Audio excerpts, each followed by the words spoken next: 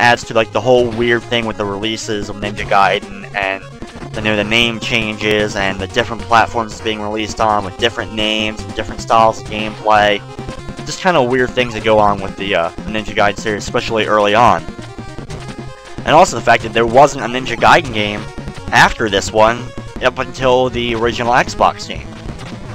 Now here is the third boss of the game. This is the clone-esque boss of the two jumping demons from the previous two Ninja Gaiden games. And I said early on that you fight them in all three versions, and here they are again. This one's actually a little bit easier to contend with as long as you can dodge their projectiles. They're not too hard to hit, and they're not too hard to dodge because of the way the platforms are laid out. It's easier to get around them, but you do have to watch out for their projectiles because they do a lot of damage to you.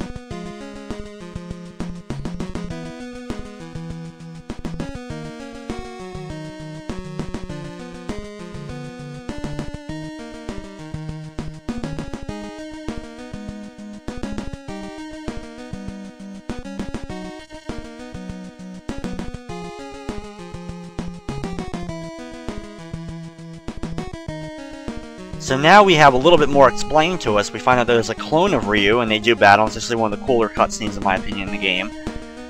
And he's obviously the one who committed the murder on Irene, and he tells us that. Not surprisingly, Ryu really wasn't behind it. As well as he's going to say he leaves, of course, and he's going to meet us at Castle Rock Fortress. And I like the end right there that Ryu is obviously getting quite upset that everyone keeps telling him to go to this place, and he has no idea what's waiting for him at this place. Just like the second Ninja Gaiden game, there is a total of 7 levels that are broken off into many parts. Now this is level 4-1, and it adds another element of these moving platforms that we can not only hang from, which is a whole new thing that they added to the gameplay of the Ninja Gaiden games here. Despite the harder difficulty of being able to take a lot more damage, and you have to be much more stealthy about trying to hit the enemies, and it can be a lot more challenging to hit certain enemies. The level design of the game, even if it's considered not the best in terms of gameplay, or that it's not in terms of best story, I definitely think it's some of the better looking levels that we've seen in the whole of the 3 games, as well as just any overall action game on the NES. And in this level, we now have the introduction of spikes that retract. So you have a certain amount of time that you have between every time it goes down to get over to the next area. You need to be careful. Overall, not too challenging. There's a lot more challenging areas in other games that have a very similar element than this one, but it definitely changes up, especially when it's about the enemies. Really, all the level designs they added to the game overall, changing up and stuff, it's not even about that they're challenging. It's just about hitting the enemies that are spawning around you at the time, dodging their projectiles, because they're going to end up doing a lot more damage to you than the actual deaths of falling on the ground or falling into the pits or getting hit by the spikes. You're going to end up having more deaths caused by trying to dodge the enemies than just straight missing a jump or accidentally taking too long over certain areas. If you can get around the enemies and not take too much damage from running into them, I think overall this one is one of the easier of the 3 games. The knockback isn't nearly as bad from the enemy damage, and it's just overall, I think, an easier thing. I think even the bosses are considerably easier, as here is the 4th boss, who is a weird turtle-esque creature named the Sand Eater, who goes underground and then throws, that array of fireballs. But if you're quick at him, even without, like, mashing a turbo button, if you just hit the normal button, you get so many slashes on him because he moves so slowly that he'll only maybe do twice his fire move going on the ground. So he ends up being a pretty overall easy boss battle once again.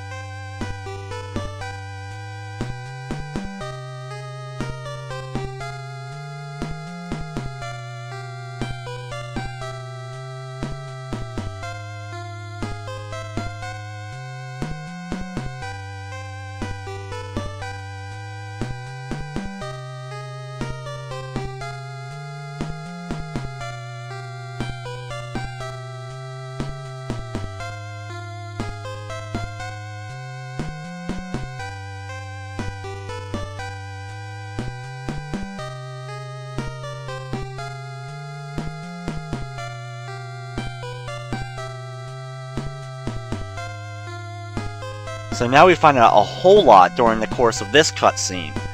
We find out that the mysterious guy who helped us at the end of the first level is named Clancy, not exactly the greatest name in my opinion, but he was working with Foster, and because of a dimensional rift that happened after the big demon was killed at the end of Ninja Gaiden 1, so basically 1 and 3 are connected, and there's been really no references at all to Ninja Gaiden 2 throughout this game. Because of that rift that was created, he's able to use this life energy and this stuff to transform these things into bionoids, basically combining like animals and this energy into creating these super things, which is the creatures that we've been fighting, combined with, you know, like the one was like a bird, we had one that was a lizard, you know, and that turtle-esque one, I'm not sure exactly what it was combined with, but some kind of mole or turtle, whatever.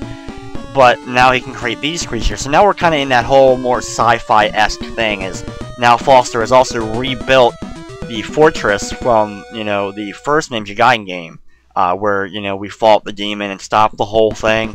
So obviously we're in South America again, infiltrating the same base that now Foster has rebuilt and made it a much more science fiction-esque place, you know, much more futuristic looking than like the kind of medieval looking dungeon, temple, whatever that it was in the first Ninja Gaiden game.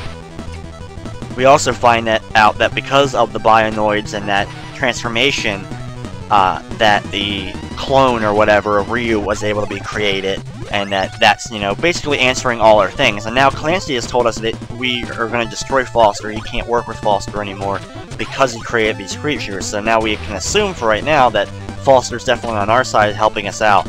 So now our main goal is to work our way up the newly built fortress, which, as you can see from the insides that we're now in, much more futuristic, tons of robots everywhere, and just an overall metal feel compared to the first game where it was all like a rock feel, you know, medieval stones. It's something that's been standing for thousands of years, I guess, or whatever. They go to this new futuristic area. Throughout this game, I found it much easier to use the shuriken boomerang-esque weapon. It can definitely be helpful, especially on the different types of platforms when you're hanging on certain platforms or trying to hit enemies that are going to be on the opposite side. It's always been a useful weapon in the other Ninja Gaiden games, but I didn't seemingly use it as much in those games as I did in this one. I just found it much better to use in this one. Now, in 5-2C here, I like how they separate now not only with dash numbers, but letters as well. We have falling apart platforms as you run across them. Gotta quickly make it across the bridge before the platforms fall apart on you. Can't stand on one spot for too long. So you have some areas that have scrolling places that make you slow down and take your time. Now you have other areas that make you speed up and run as fast as possible, or else you end up falling through the cracks and fall to, you know, an instant death. As we are now 5-2E. More flying robots and more enemies to take out. Very few of the actual human-esque enemies. They also move a lot slower in this game, but since they do a lot more damage, I guess it makes up for it in the end. As we now come to a very pivotal cutscene of the game here.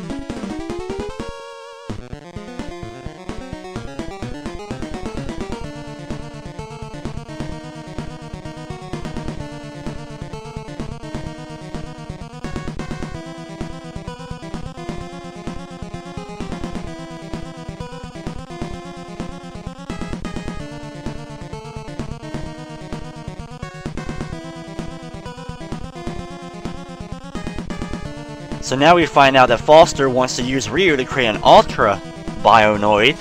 We find out Irene was working with the army and is still alive and has now returned just in the nick of time to help Ryu, I guess. And now we have the clone of Ryu.